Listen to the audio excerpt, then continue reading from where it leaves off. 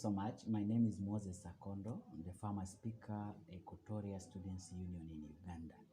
My experience being as a student leader in Uganda since 2016 up to 2019 has been the experience of learning lessons, opportunities, some challenges, and networking. So I've networked with a lot of South Sudanese leaders during my time in leadership.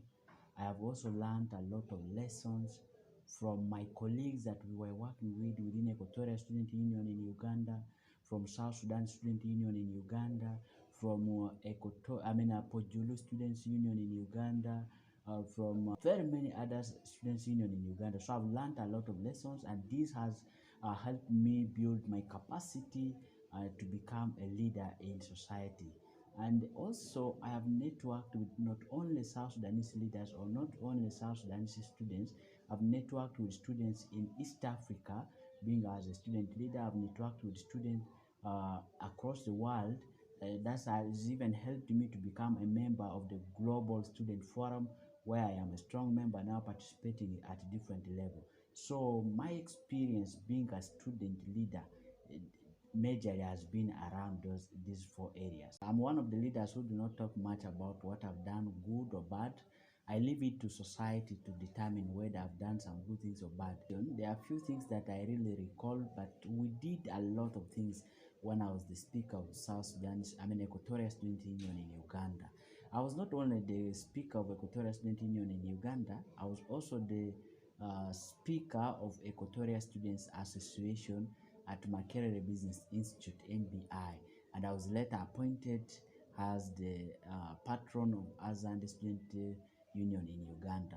So all this while being a student leader, what I can recall so much is starting up an organization or starting up a student body which is known as Azande Student Union in Uganda. Me being part of the founding member has given me a lot of joy because we have organized that community, the Azande community who are studying in Uganda. We started it with a very few number of people, but now it is something which is national. It has been taken by the students and they have owned it. So that's one thing that I recall as one of my achievements. And then another thing I would recall is that uplifting the voices of Equatorians in Uganda.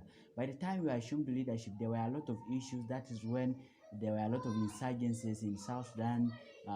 That was also when Thomas Cirillo, who is the chairperson of NAS, actually started the rebellion, and there were a lot of issues. People were doubting Equatorial youth, and a lot of things were happening. So we coming on board, what we did was to first of all tell the government that we are non-political, we are non-partisan, we do not take side.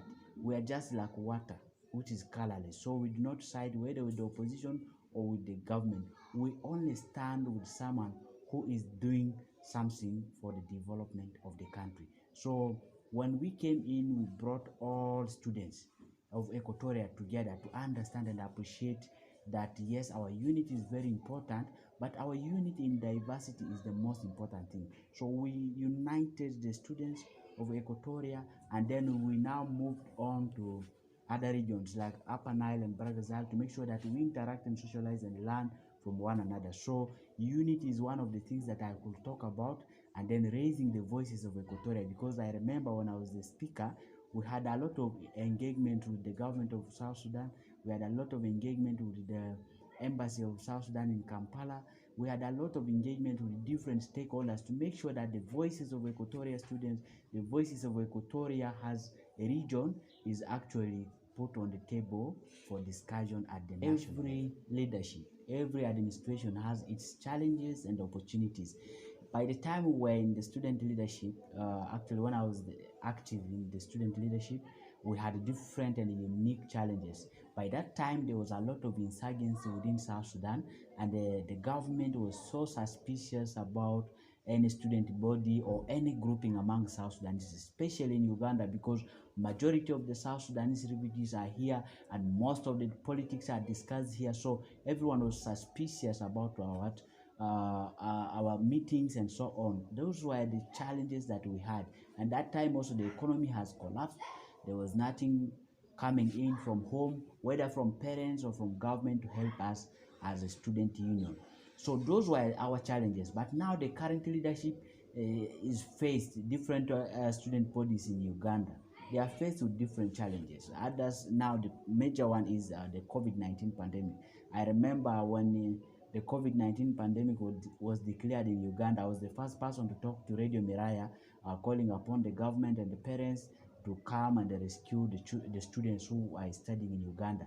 So when I look at our time and I look at the current leadership of different student bodies, being it Equatorial Student Union in Uganda, being it the overall umbrella that is the South Sudan Student Union in Uganda, I feel like yes, they have unique challenges, but where they have gone a little bit back is that they are not so vocal, because we do not see them issuing statement in newspapers. We do not see them speaking to the media, advocating and advancing the cause of students in Uganda. So that is the area where they are lagging behind. But because maybe that could be because of some of the challenges they are facing because of COVID-19, because of lack of resources. But I think those bodies, like now for the Equatorial Student Union in Uganda, we do not know whether it is still existing or it is not yet, or it's not yet there. For Upper Nile and the Baragazal, we do not hear them having a lot of activities. I think their visibility is not much seen and felt within the public sphere. That's what I think I can say. But by and large, what we must appreciate is that every administration, every leadership has its challenges and the opportunities. It is only incumbent upon each administration to devise practical means on how to address the challenges they are faced with, and then utilize the opportunities that are available.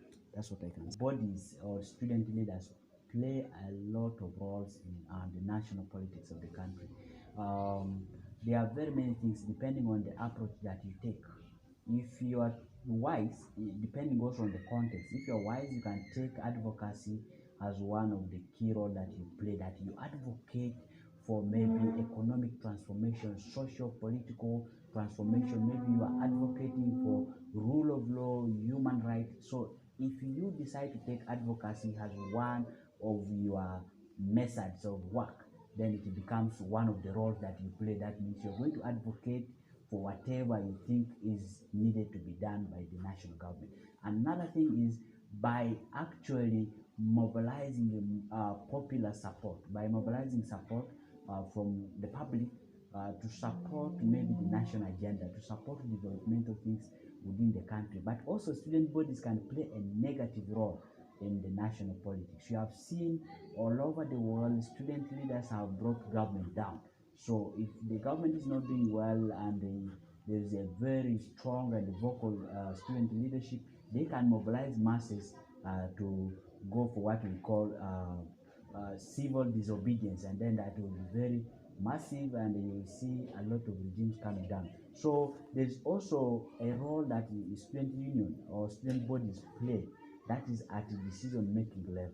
So students' voices matter. As long as the student bodies are organized and very strong, they play a lot of role in decision-making. They influence the decision and the policy formulations of the country. So that's why it is very important when we are electing student leaders, we need to elect people of higher caliber that can actually advance the cause, not only looking at student politics, but also looking at how to influence national policies, how to influence decision makers to take the right decisions that can drive the country. To the student bodies existing in Uganda, in Kenya, in Egypt, in Sudan, and elsewhere, who are South Sudanese, my message is just simple.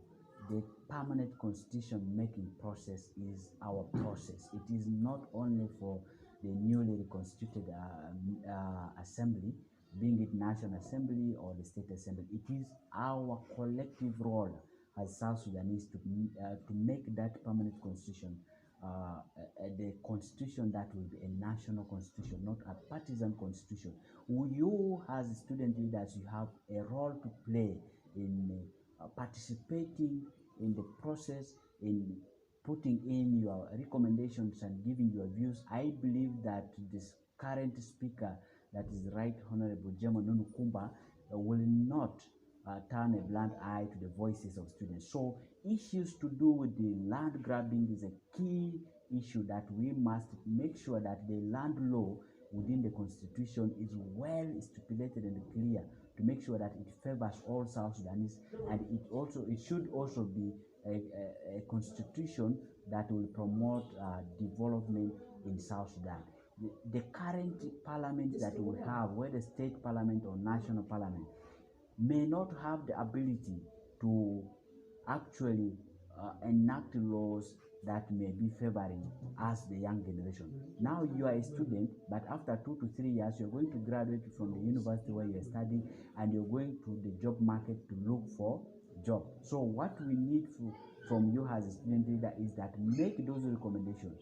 Look at the labor law, make recommendations there that will favor South Sudanese, so that when you finish your education and you're going to the job market, there are favorably fair policies and laws that will govern the labor market for you to be able to have equal opportunity to access any job. Also look at the law that is going to govern the economy. At the moment, we South Sudanese, I must say this with emphasis, we South Sudanese, we are just spectators watching people milking the country. We do not own the economy. But what can address this is only having legislations, having policies, having law that will actually help us to own our economy. Let's make the laws that will help the country own the economy. South Sudanese should be the one now to do those things. It is not possible for you to be a hawker, a retailer in a foreign country. But in South Sudan, you see foreign people. We are not saying that foreign people should not come and invest in our country, but not to do the jobs or to retail at the level that they are the one hawking on the streets of Juba. We need to see our South Sudanese youth being the one hawking, being the one making chapatis, being the one selling these simple things on the streets, so that we own the economy. But this can only be achieved if we make this law. We make the permanent constitution for South Sudan a constitution that promotes the social and economic transformation of South Sudanese, not of foreigners. The last message to the student leaders in Uganda is that today you are a student leader, but put in mind that tomorrow you are going to be a leader for the country, a leader for that company or an institution that you are going to head. Please, the leadership that you exhibit now will determine what you're going to do in future for our people. So whatever you do now, whatever decision, whatever activity you do now, please mind that you are going to be a leader tomorrow, and it is going to build your CV.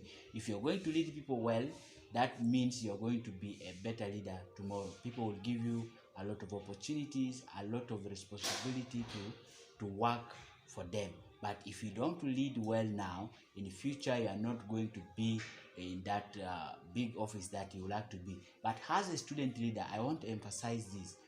Being a student leader, you are just like water, which is colorless. You are non-political, non-partisan, non-religious, and so on. Please, I do not expect a student leader to be taking side, even if you have a political affiliation that you support, or you are a Christian or Muslim or whatever denomination you belong to. You do not exhibit that in your leadership. You must be fair enough in whatever you do. And also ask support from everybody. Ask support from all political formations, from all religious beliefs and dominations. Associate with the people. Be liberal. The reason why we go to the university, the word university comes from the word universal. The product of a university must be the product of the universe, that you can fit anywhere. Open your circle as a student leader. Open your circle and make sure that you are liberal and you connect with the people, not only South Sudanese in Uganda, but try your level best to build network, to connect with the Ugandans, with the Kenyans. These are potential people, these are potential business people that we can really transact. Now that we are members of East Africa community, let us find a way to tap into the opportunities within East Africa. I do not want us to be always at the receiving end. I don't want us to be always complaining that yes, this East Africa thing is only favoring the other member states, it's not favoring South Sudan. There are a lot of opportunities within East Africa that we need to tap into and that we need to take advantage of as young people of South Sudan. So if you're a student leader, these are things that I expect you to be doing at the moment.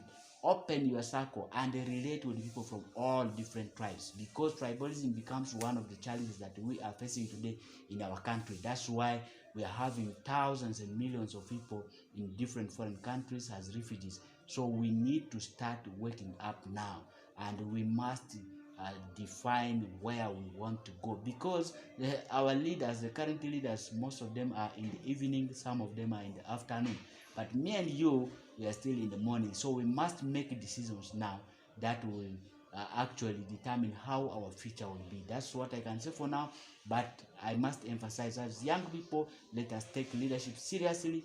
Do not only be a student leader today. If you're a class monitor today, aim of becoming a guild president when you go to the university.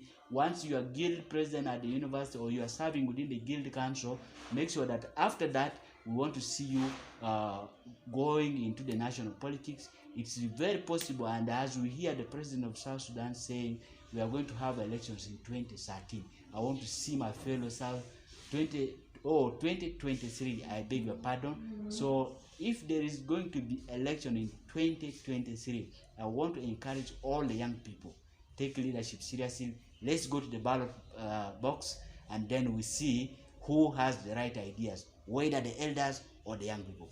God bless.